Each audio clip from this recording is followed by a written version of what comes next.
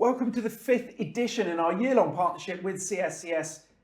Sean Kearns, CEO, or Sam as you referred to the other day, is back in the studio. Last week, Building Safety Act, in and around that. This week, this is the Digital Skills Passport. So, impending launch, lots to talk about. Let's go straight to it, I think. What is it? Why was it developed? Well, the Mark Farmer review of the ITB reviews that was released early in the year refers to CSCS cards and the industry need for a digital skills passport. So it inferring to build on what we've already got in place. So if you think about what a passport does, the passport in your pocket that we all know, it gives you access to get in and out of the country, in and out of multiple countries, and depending upon where you're going, you may need a visa and you might need some form of medical.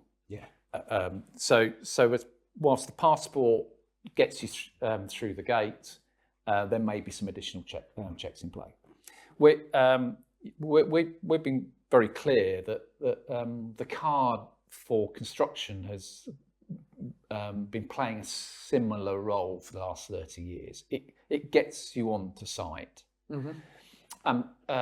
But because of what's happening now, as we covered in the last episode around building safety, there's a requirement for more information about me as a worker that the site needs to know about in terms of my skills and competence, and therefore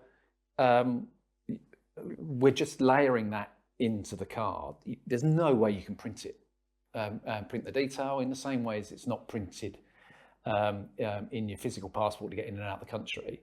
It's got the basic information to help ID it's you. The details in the card. That's it. That's what the digital passport's all about. It's about time, isn't it? 2025. Good to see. Right, I want to get this bit right because there's some quite accurate things that need to be expressed. So, with the CSCS app, obviously helping employers and individuals demonstrate they're meeting their legal duties under the Building Safety Act, particularly around, and this is something that a lot of people have been shouting about, around proving ongoing competence. So as I just started to touch on in the last piece, so it would be absolutely impossible to put all that information on a card. Your passport gets stamped. But it doesn't tell you what hotels you went, but it doesn't. Or what excursions you exactly. did. Exactly. So it's told you where, effectively, on a visual where you've been. As a digital passport, therefore, you still need that physical device as the initial token to signify it's you. What we're effectively doing in the My CSCS app, here's your card.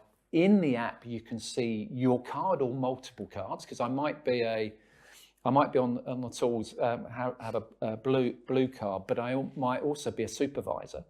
So therefore, both those cards are visible through the same passport. And if I happen to also have skills and competence to work at height, I can see that through the same tool, as opposed to having lots of bits in my wallet. Which is perfect for the next question, leading me into it. So more things in there, such as CPD, training, toolbox talks. This is going to be in the app, not on the card. Yeah. So it's really your CV. Well, in part, in a way. Yeah. So what we're clear, what we're developing and what we've developed so far is in response to what has been defined already as part of the skills, knowledge, experience, behaviours process as part of defining competence. And the industry is still in that debate and still in that design process through the sector representative organisations and through the sector skills bodies. So we don't define that. We're not involved in the detail of that. The question that we're asking is, as they're getting into their implementation phase, is what does the person now need to interpret? Me as the holder of the card that needs to now surface this information when asked on site, and what does the employer need as part of their evidencing process under building safety? So what we've done so far with what is known, and what is known is around the skills and knowledge piece. Yeah. There's still elements around what aspects of experience and behaviours would need to be recorded. So we're not looking to design that until we've got a collective view as to what that needs to look like. But what we're very clear is the bit about skills and knowledge, the cardholder will know what they know. So therefore, through the app, the cardholder can upload that information. The bits that meets a threshold that has to be verified, which is what happens now when they apply to us for a card, they've got to demonstrate their qualification certificate and the health and safety test. We then check and verify 2 others in the background, and then they get issued a card. In the application process now, you'll see in the app that they are verified status. For CPD, whatever is defined as part of the SKEBs, the skills, knowledge, experience and behaviours for each occupation, and the CPD or the short courses or whatever is defined for those particular occupations, you'll be able to see that as a verified tick if it's needing to be defined and identified. On experiences, we're in conversation with industry at the moment, because we've got the Smart Check tool that the employer should be using in order to check the card holder. So why wouldn't that Smart Check check made by the employer be flagged and recorded to the individual? So therefore the individual can see that information as to how the card's been read. So again, straight into the next question. CSCS Smart Check system, the existing one, how's this app integrating?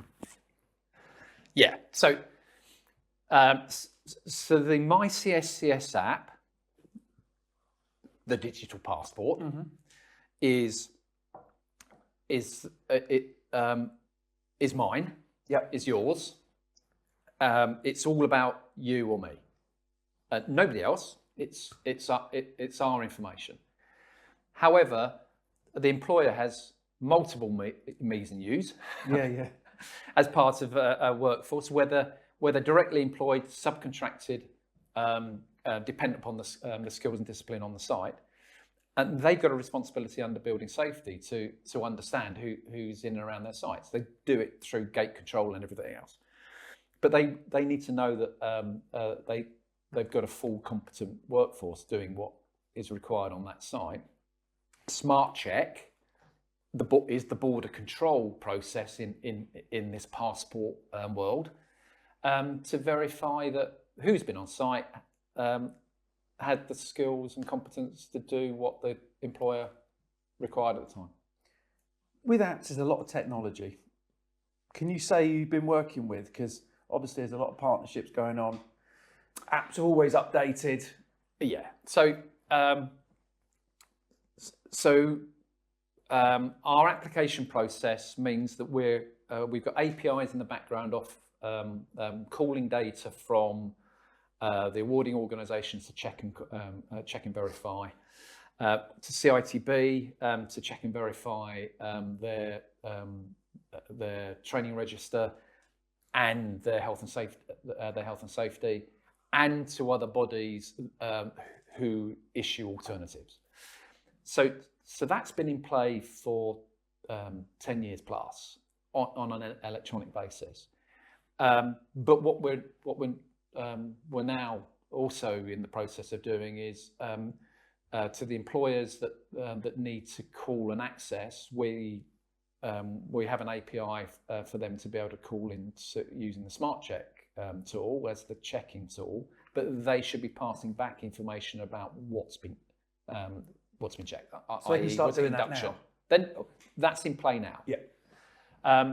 Going forward, we're constantly looking at how do we integrate to other ID related checks. So if you now, I don't know if you've applied for a passport recently, but that process and that wait is my passport going to be back in time?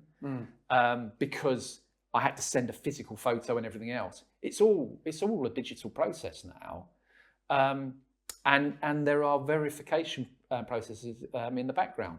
That's exactly what our process does, and that gets built on time after time as there are a better verifying authentic responders, if you like, that are trusted. I think it's a good thing we're starting to become a bit more digital as an industry, because it's 2025 and hopefully other systems can follow suit, because I think the sooner it's done, the better. So obviously we're finalising, as we record this exact day this show goes out, but also the release, the rollout.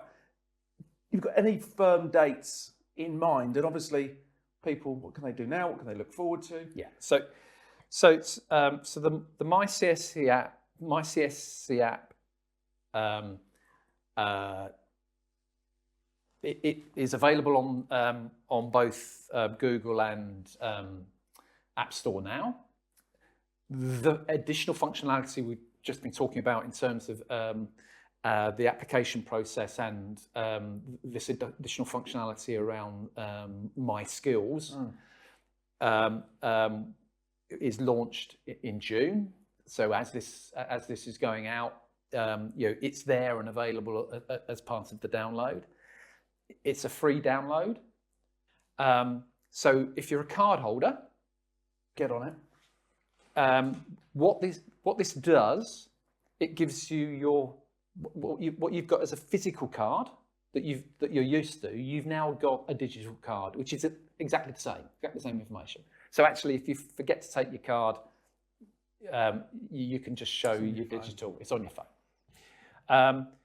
But as we just said, you'll now be able to have more engagement through it. So as we release more functionality, there's some notification information. So if by the time you come to reapply, you'll be able to apply through the app. So that verification, you'll be able to photo upload your additional skill certificates. So you don't have to faff about trying to find and upload it and do a scan and put it onto a web page. You'll be able to do it all through your phone, which means that the application process and the re-verification process should be easier for you as a card holder. I think it's brilliant. It's something you need to do.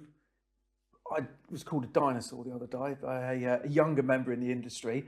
Us oldies that may not be great on tablets and phones. Is there any way of getting any help for this? Is there sort of like something you're working on as a video how to do it or something like that? Because I think the reason a lot of construction doesn't like change is because we've got an older workforce that look at digital things and go, oh dear.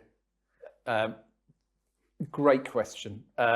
That's exactly what we've designed on it. So when you download the app for the first time, 20-second video explains the process, what you can do and how to do it, and it's there in the background if you need to rerun it. So it's designed. You don't need to know what card you need. you upload the information that you've got about your skills and qualification, and it will tell you what that gets you. And the employers, you just need to download and use the Smart Check app, or make contact with us to gain access to the Smart Check API, so you can gain access to that checking of the card holder.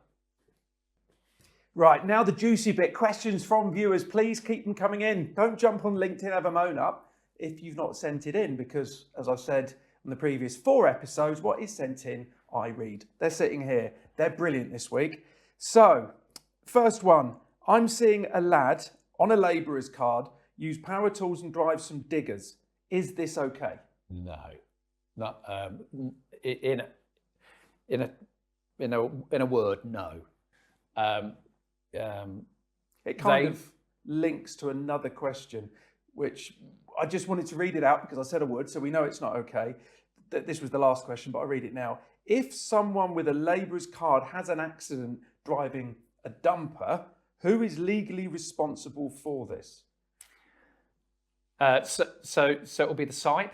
Yeah. Because they should have been checking that the individual had the skills and competence for the equipment that they're on, and therefore their employer. So there is responsibility on the individual. Yeah. But right card, right job. Absolutely. Yeah, that's the challenge message all the time within industry.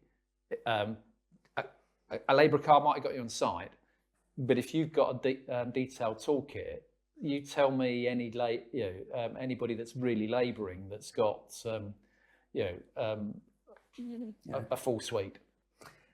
And I think that is an element of where some people are getting quite hot under the collar, is that card is there, but it's a lot of responsibility on that site to make sure that young lad or lass isn't doing what they shouldn't be doing. Yeah. To push the job on because it saves money. The cards are here for a reason. Yeah, and I guess the positive message to the person that's saying you're on the wrong card. Get them onto a red card. So they may not be skilled and competent, but get them onto a red trainee card and put them in the training so that they are your skilled worker of the future. I love this last question. I don't think we've got long left, but we'll try and get it done. Why aren't CSCS cards used in residential works? I presume that means like your kitchen extension or a refurbishment of your, yeah, whatever. So CSCS, CSS Alliance, we work to the CLC directives, their recommendations, which are principally commercial sites. I wonder if that's because mainly CLC are tier 1 and tier 2s.